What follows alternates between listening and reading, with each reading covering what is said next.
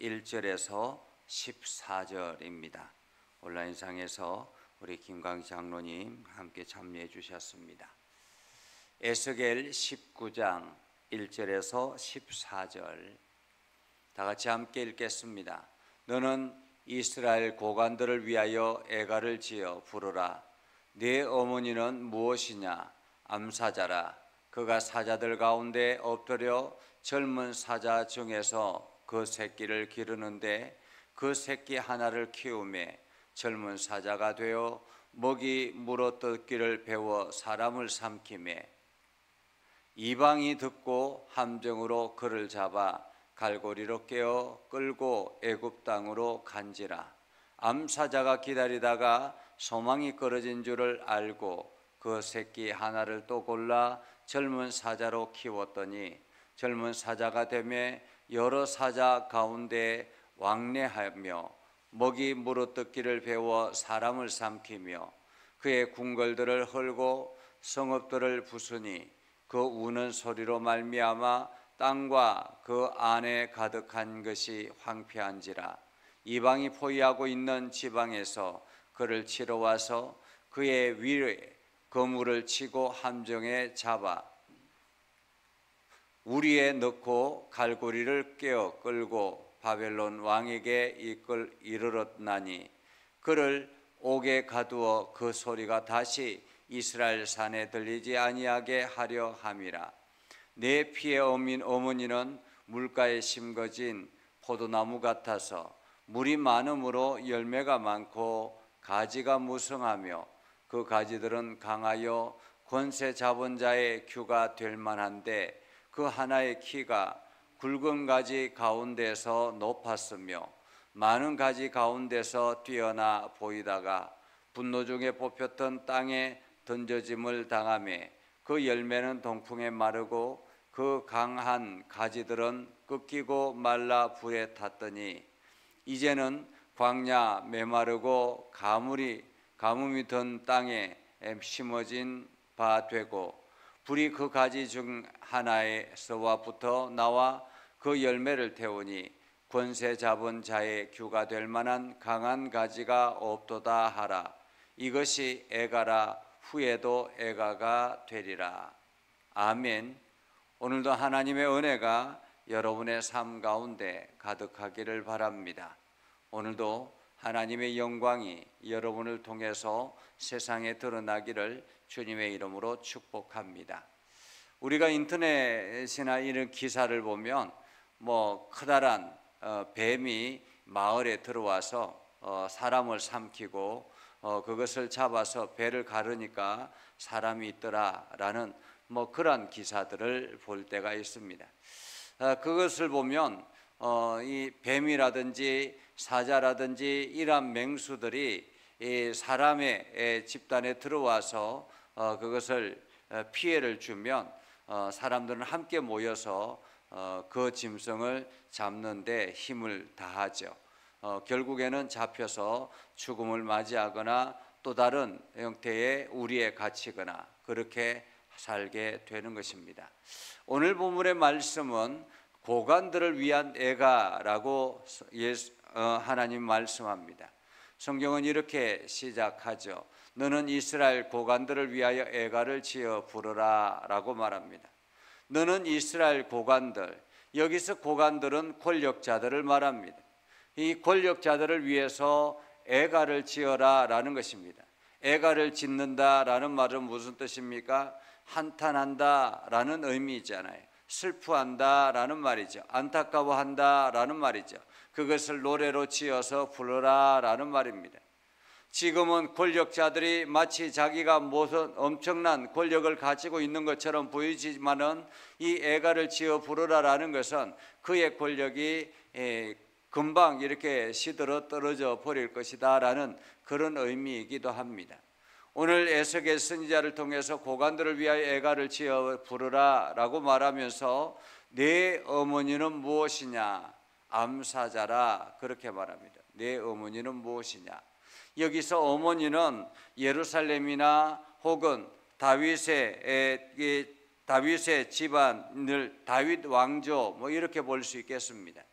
그러니까 예루살렘이 마치 하나님의 은혜 안에서 세워졌지만, 그리고 다윗의 가문이 하나님의 은혜 안에서 세워졌지만은 그 다윗의 가문이 장차 어떻게 될 것인가 라는 것을 말씀하고 있죠. 다윗의 가문 중에서 젊은 사자 중에 새끼 하나를 기르는데 라고 말하죠. 한마디로 젊은 새끼 하나를, 이제 사자 새끼를 한 마리 기릅니다. 그런데 그 사자 새끼가 점차 크면서 먹이를 물어 뜯는 것을 배우고 사냥하는 것을 배웠다라는 말이죠. 그런데 그 사냥하는 것을 배웠는데 사람을 삼켰다라고 말합니다. 사람을 삼켰다. 사람을 삼키니까 어떻게 됩니까?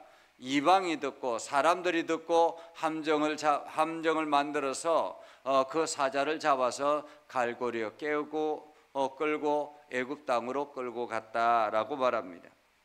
이것은 여호아스 왕을 상징하죠. 하나님께서 이스라엘 그 다윗의 가문을 왕조로, 다윗의 왕조를 세웠지만은 이 여호아스가 권력을 잡기 시작하자 3개월 만에 애굽에 그 침략을 받아서 애굽의 왕에게 잡혀서 끌려가게 되는 그러한 상황을 말하고 있습니다. 아마도 이 여호아스는 전임 아버지, 그 할아버지가 행했던 할아버지가 행했던 선한 일보다는 오히려 자기 마음대로 그 권력을 마음대로 휘둘러서 마치 자기 마음대로 세상을 바꾸어서 우상으로 가득하게 되었고, 유다 땅 전체가 더 악한 우상으로 가득하게 됐다라는 것입니다. 그래서 결국에는 애굽의 침략을 받아서 끌려가게 됐다라는 말이죠. 끌려가게 됐다. 그리고 난 다음에 암사자가 기다리다가 소망이 끊어진 줄 알고 또 다른 새끼 하나를 골랐습니다.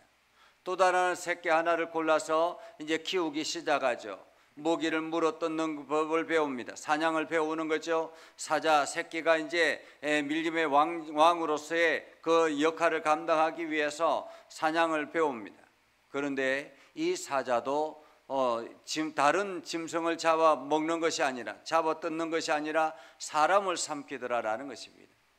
사람을 삼켜서 결국에는 궁궐을 헐고 성읍들을 부수니 그 우는 소리로 말미암아 땅과 그 안에 가득한 것이 황폐하게 되었다.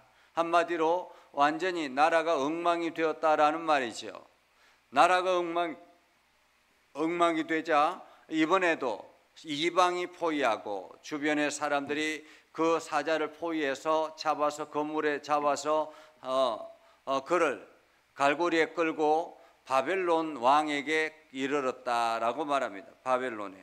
한마디로 바벨론 느부갓네살 왕이 그 이스라엘 유다를 침략해서 결국에는 그 왕을 끌고 갔다라는 거죠.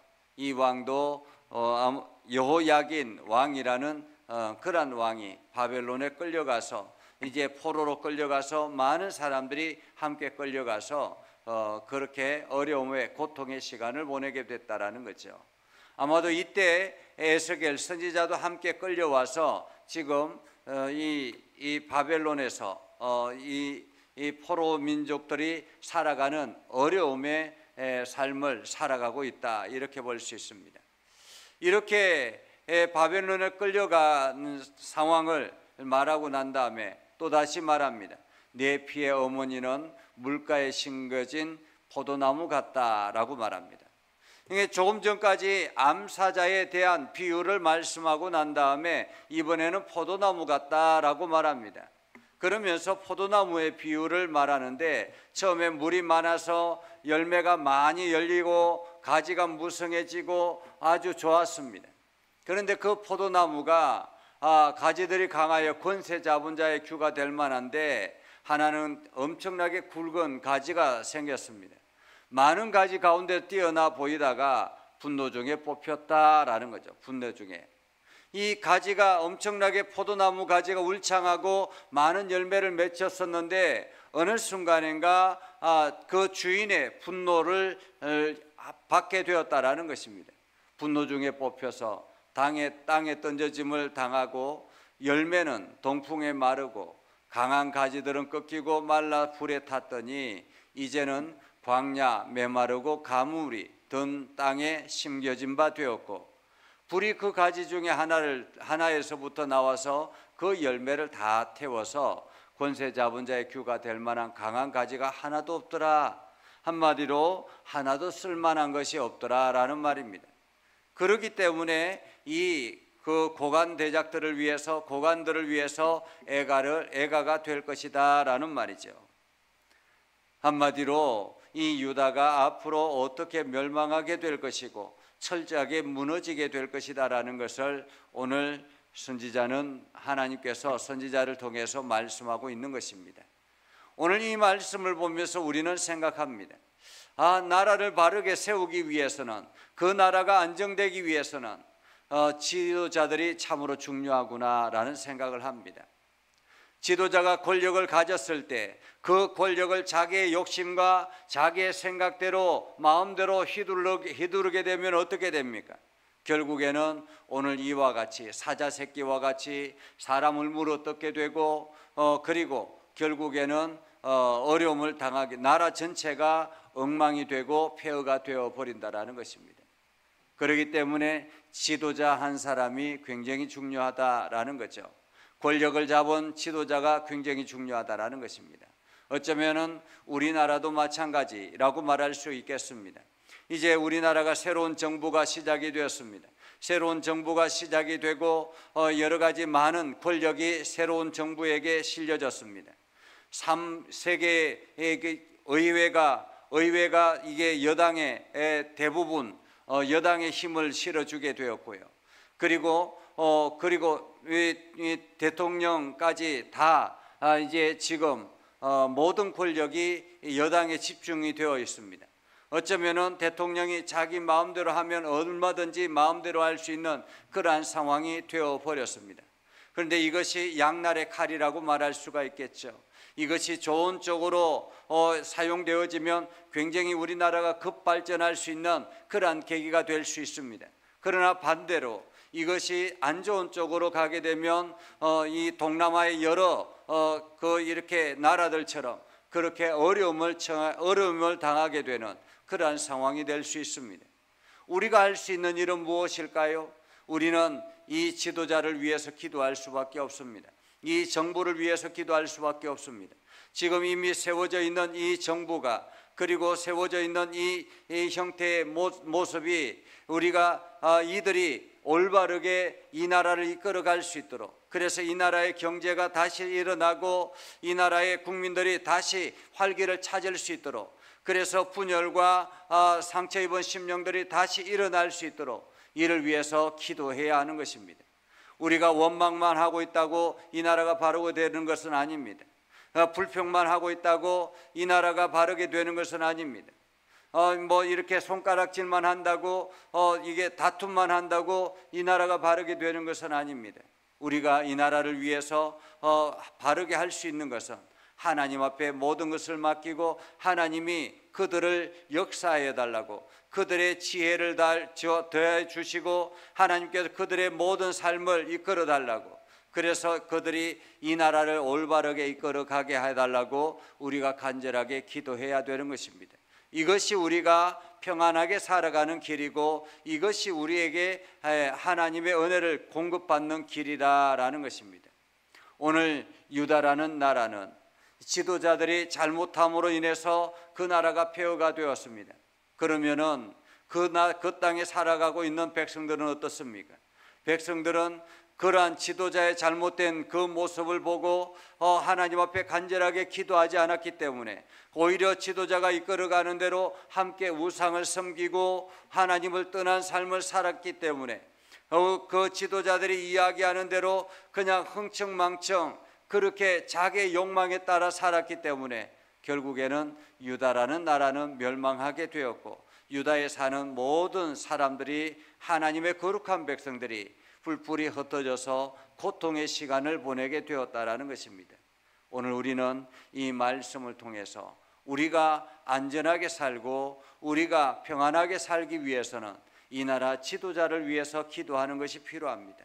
그리고 이 나라가 바르게 나아갈 수 있도록 하나님께서 관여하여 달라고 기도하는 것이 필요합니다.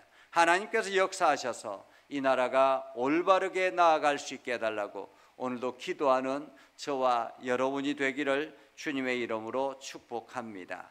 기도하겠습니다. 거룩하신 아버지 하나님, 오늘도 우리 가운데 함께 하시고 하나님의 은혜를 더하여 주셔서 우리가 믿음 안에 굳건하게 서게 하시고 하나님의 영광을 나타내게 해주심을 감사합니다.